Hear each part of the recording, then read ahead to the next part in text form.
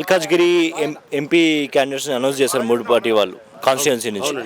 So ఇప్పుడు చూసుకుంటే BJP నుంచి మన ఈటెల రాజేందర్, బీఆర్ఎస్ నుంచి మన లక్ష్మణ్ రెడ్డి, తర్వాత కాంగ్రెస్ నుంచి సునీతా మహేందర్ రెడ్డి. వీళ్ళలో మీ ఒపీనియన్ ఏంటి? ఎవరికి ఛాన్స్? డెఫినెట్గా ఈటెల రాజేందర్ గారు 5 లక్షల మెజారిటీతో గెలుస్తారని నా ఒపీనియన్. ఎందుకు అంటే మోడీ గారి ప్రభంజనంలో అసలు ఎవరు కూడా తట్టుకునే పరిస్థితి లేదు. ప్రపంచ దేశాలలో కూడా మోడీ గారి విలువ చాలా గొప్పగా ఉంది. ప్రపంచంలో మనం భారతీయుడు అని చెప్పుకోవడానికి మోడీ గారే కారణం.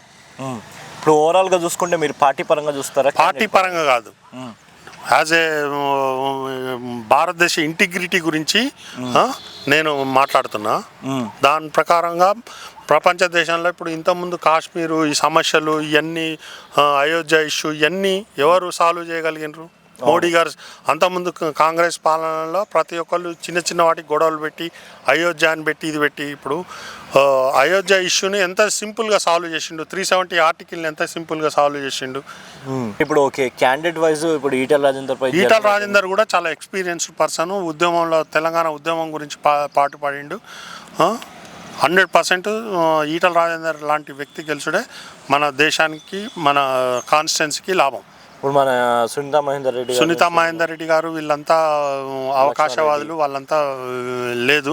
మెయిన్ ఏంటంటే కేసీఆర్ చేసిన అరాచకాలు తెలంగాణని మొత్తం సర్వనాశనం చేసిండు.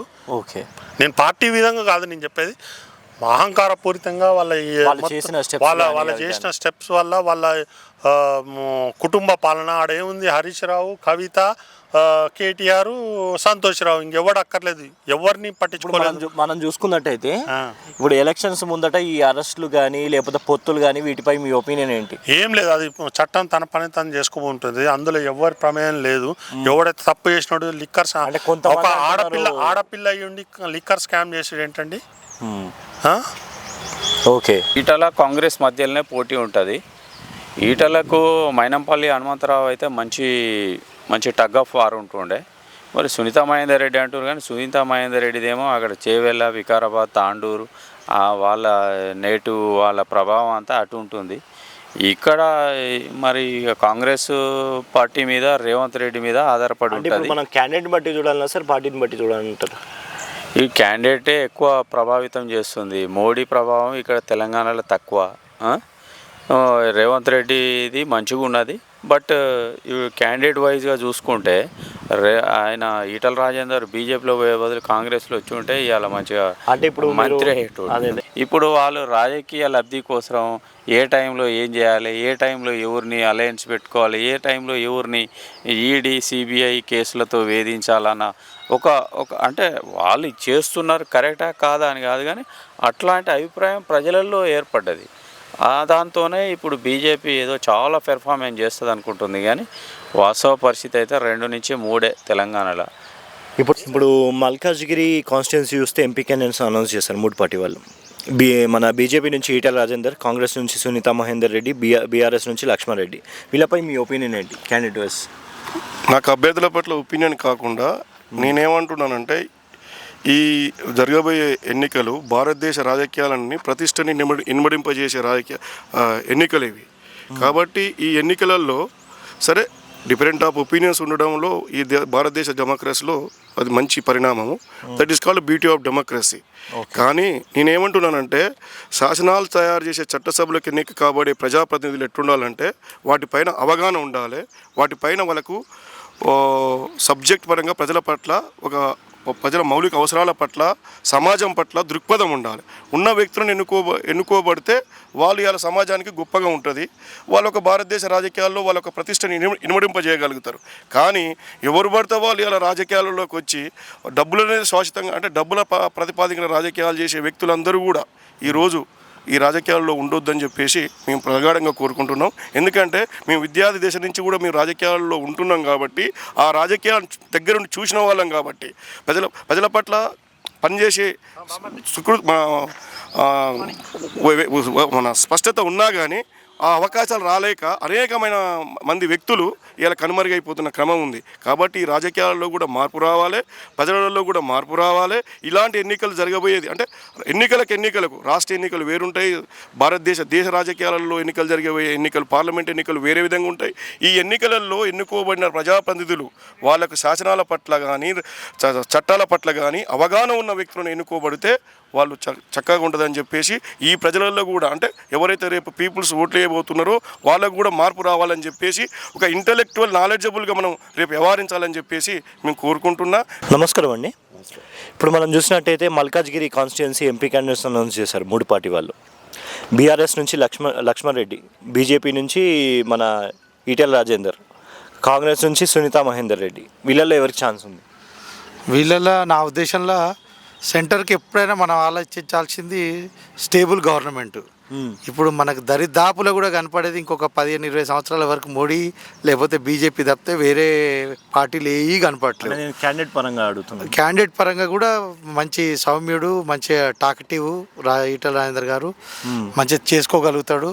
ప్లస్ సెంటర్లో కూడా ఆయనకు మంచి ఇంప్రెషన్ ఉంది హైకమాండ్ దగ్గర, వాళ్ళ దగ్గర.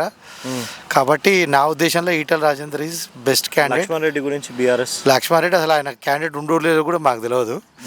నా ఉద్దేశంలో ఈటల రాజేందర్కి తప్ప వేరే వాళ్ళకి ఛాన్స్ లేదు. ఈ ఈజ్ ద బెస్ట్ చాయిస్. ఇప్పుడు మరి ఇక్కడ అధికారంలో కాంగ్రెస్ ఉంది, సునీతా మహేందర్ రెడ్డి పైన మనం లోకల్లో ఏదైనా చేసుకోవచ్చు, కానీ సెంటర్ విషయానికి వచ్చినప్పుడు సెంటర్ నుంచి ఫండ్స్ రావాలన్నా, సెంట్రల్ లీడర్షిప్తో ఉండాలన్నా, ఏది కావాలన్నా కానీ సెంట్రల్ ఉన్న పార్టీని అంటే దృష్టిలో పెట్టుకొని మనం ఓటేయడం అనేది ఎప్పుడైనా బెటర్ చాయిస్ ఉంటుంది. మల్కాజ్గిరి కాన్స్టిట్యున్సీ నుంచి 3 పార్టీల వాళ్ళు ఎంపీ క్యాండిడేట్స్ అనౌన్స్ చేశారు. బీజేపీ వాళ్ళేమో ఈటల రాజేందర్ అంటున్నారు, కాంగ్రెస్ ఏమో సునీతా మహేందర్ రెడ్డి, తర్వాత మన బీఆర్ఎస్ ఏమో లక్ష్మణ్ రెడ్డి. వీళ్ళలో ఎవరికి ఛాన్స్ ఉందంటారు? నేను ఈ ఎలక్షన్ దానికే వ్యతిరేకం. ఎందుకంటే నేను మనిషిలాగా బతకాలి. ఈ వ్యవస్థ అంతా నాశనం చేస్తారు. మన కోర్టులు కానీ ప్రతి ఒక్కరు ఈ లీడర్లు ఎవరిని స్వార్థం వాడే. కానీ నాదేందో నేను బతకాలి, కష్టపడి నేను చేసుకోవాలి. ఈ పథకాలు ఇవన్నీ వేస్ట్.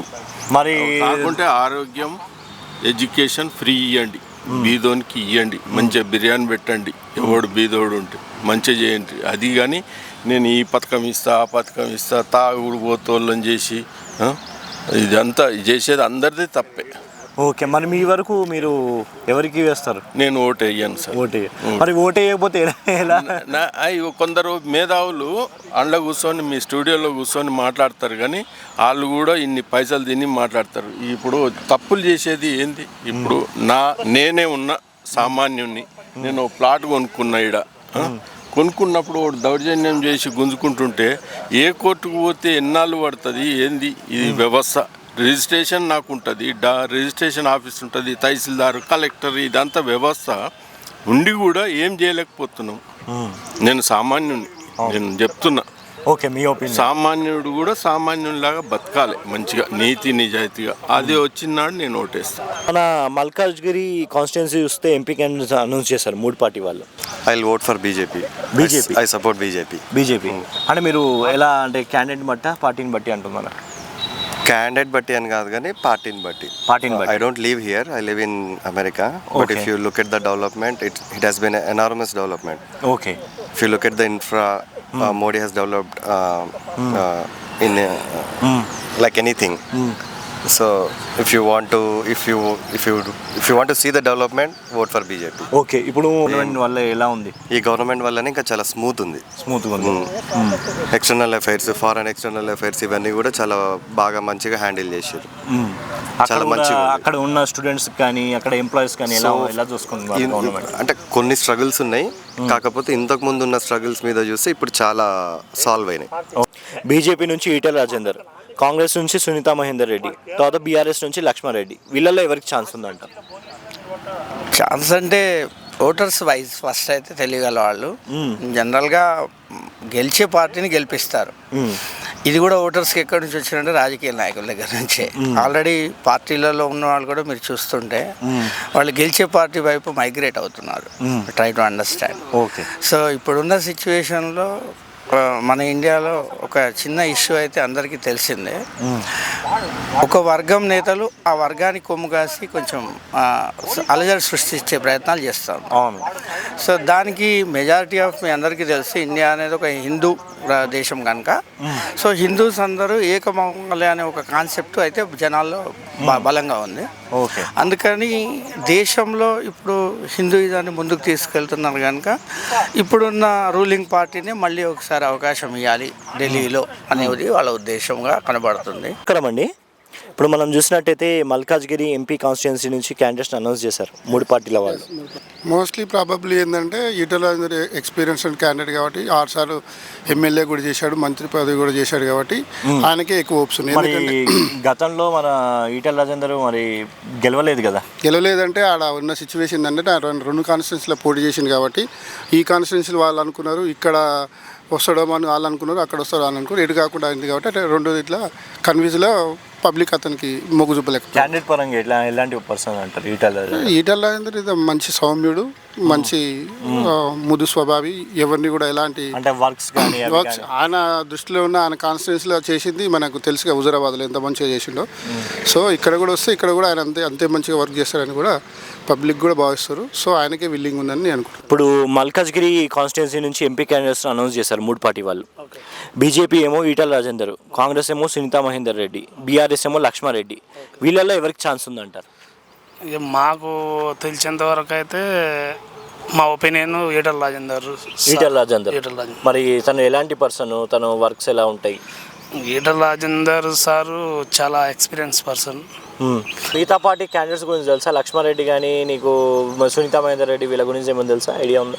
లక్ష్మారెడ్డి సార్ తెలుసు, సునీతా మహేందర్ రెడ్డి మేడం కూడా తెలుసు, కానీ మా ఒపీనియన్ ఈటల రాజేందర్ సార్కే మా సపోర్ట్.